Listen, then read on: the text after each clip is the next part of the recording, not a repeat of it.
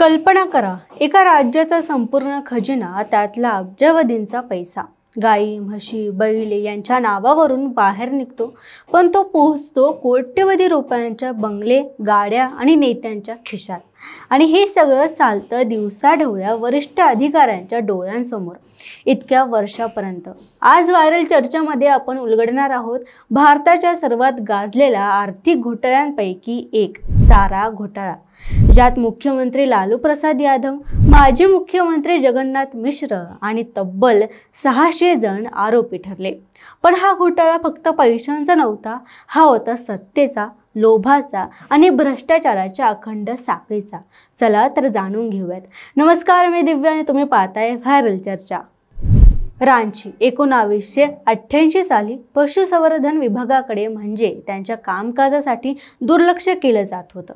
पशुसंवर्धन विभागासाठी सरकारकडून मंजूर होतं 36.77 कोटी रुपयांचं बजेट, पण खर्च 42.90 कोटी रुपये, म्हणजे तब्बल 17% जास्त.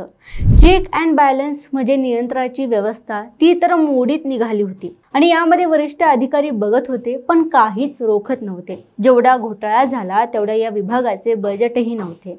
आणि याच काळात एक नवीन सवय लागली, जेवढं बजेट आहे त्याहून जास्त पैसे काढा. 10 मार्च 1990 लालू प्रसाद यादव मुख्यमंत्री बनतात.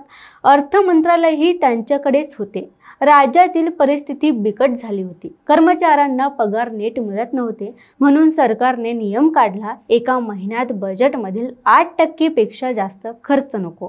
पण एक अपवाद होता, पशुसंवर्धन विभाग, कारण त्यांना पशुखाद्य, औषध यासाठी मर्यादा नाही असं स्वतंत्र होतं.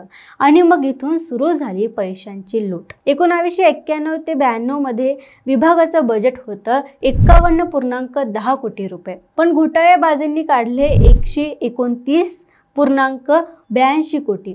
1995 ते 96 मध्ये तर बजेट होतं 82.12 कोटी, पण खर्च केला 228.61 कोटी. हो, म्हणजे जेवढं बजेट होतं त्याच्या जवळपास 3 पट रक्कम होती. या घोटाळ्याचं खरं हत्यार होतं बोगस वाटप आदेश आणि बोगस बिल. रांची राज्याच्या सचिवालयाकडून पहिल्यांदा अर्थसंकल्पना अनुसरून वाटपाचे आदेश दिले जात असत. त्यांची अंमलबजावणी देखील केली जात होती, पण तो फाईलीतच अडकून पडायचा. त्याऐवजी नवीन आदेश बनायचा, त्यात आकडे वाढून असायचे, स्वाक्षरी त्याच अधिकाऱ्याची असायची. पहिला आदेश बोगस असल्याचं दाखवून दुसरा आदेश खरा म्हणून वापरायचा. म्हणजे ट्रेझरीत आधीच सेटिंग, काहीही न पाहता बिलं मंजूर करायचे आणि पैसे थेट घोटाळेबाजांच्या खिशात असायचे. लेखाजोखा, ताळेबंद काहीच नाही, कारण जर ताळेबंद मांडला तर सगळं उघड होईल. म्हणून 5 वर्षाचा हिशोब AG ऑफिसला पाठवला जात नव्हता. वाउचर आणि अकाउंट कधीच जुळणार नाहीत याची खात्री ठेवली जात होती. 17 जानेवारी 1996 दुपारी 3:30 वित्त आयुक्त VS दुबे आपल्या कक्षात कागदपत्र पाहत होते. त्याचवेळी मुख्य AGS राव आत येतात. राव यांची एका पत्रावर नजर पडते. त्यात त्यांनी आधीच लिहिलं होतं की मासिक ताळेबंद 2 वर्ष मागे आहे. चर्चेत राव म्हणाले, एका विभागाकडून खूप जास्त पैसे निघतायत. दुबेंच्या मनात शंकेचं बीज रोवलं गेलं. दुबेंनी 2 दिवसात सर्व ट्रेझरीकडून माहिती मागवली. ऑक्टोबर-डिसेंबर 1995 मध्ये चाईबासा ट्रेझरीतून बजेटपेक्षा जास्त पैसे काढल्याचं दिसलं. 21 जानेवारी दुबे यांनी DC अमित खरेंना FIR दाखल करण्यास सांगितलं. 25 जानेवारी ही तारीख आली तरी अजून FIR नाही दिला गेला.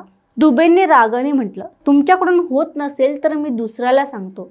त्याच दिवशी खरेंनी रात्री उशिरापर्यंत बिले तपासली आणि मग काय धक्का बसला. वाटप 4,09,000, पण काढले 37.70 कोटी. 27 जानेवारी 1996 पहिला FIR दाखल झाला. यात CM लालू यादव, माजी CM जगन्नाथ मिश्र, पशुपालन विभागाचे विभागीय संचालक श्याम बिहारी सिन्हा, विभागीय संचालक नियोजन Krishna Mohan Prasad, RK Das, supplier Dipesh Chandak, BP कश्यपसह 600 जणांना आरोपी बनवण्यात आलं. आणि इथून सुरू झाला भारतातील सर्वात मोठ्या राजकीय आर्थिक घोटाळ्यांचा सार्वजनिक तमाशा.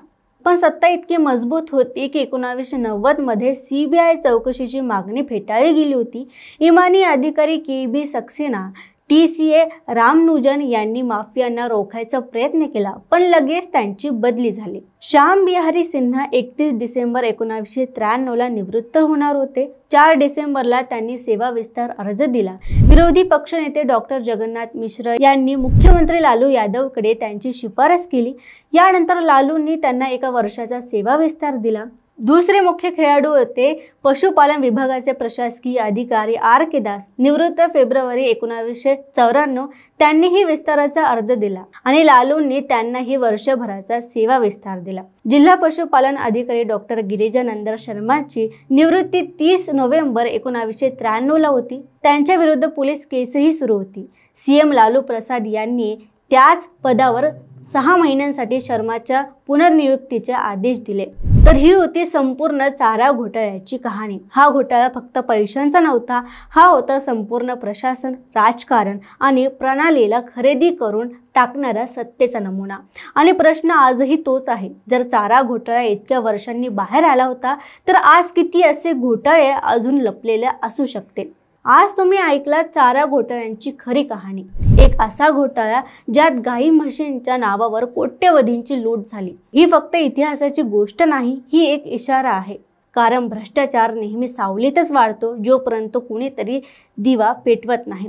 तर तुम्हाला हा व्हिडिओ कसा वाटला आम्हाला कमेंटमध्ये नक्की कळवा आणि अशाच माहितींसाठी आणि नवनवीन व्हिडिओसाठी पाहत राहा व्हायरल चर्चा. 2 महिन्यानंतर सिंगापूर ब्रांचला प्रमोशन होतंय तुझं. कॉंग्रॅच्युलेशन्स. काय ग, तुला आनंद नाही झाला? मॅडम, तुम्हाला माहितीच आहे की मला PCODचा त्रास आहे. दिवसभर फटीग असतो, सारखा मूड स्विंग होतो. उगाच एवढी जबाबदारी कशाला घ्यायची? अगं, एवढं सिरियस नाहीये ते. त्यावर सोपा उपाय आहे, डॉक्टर चाटेज होमिओपॅथी क्लिनिक. अगं, किती जणींनी तिथे उपचार घेतलेत. महाराष्ट्रात अनेक ठिकाणी त्यांच्या शाखा आहेत.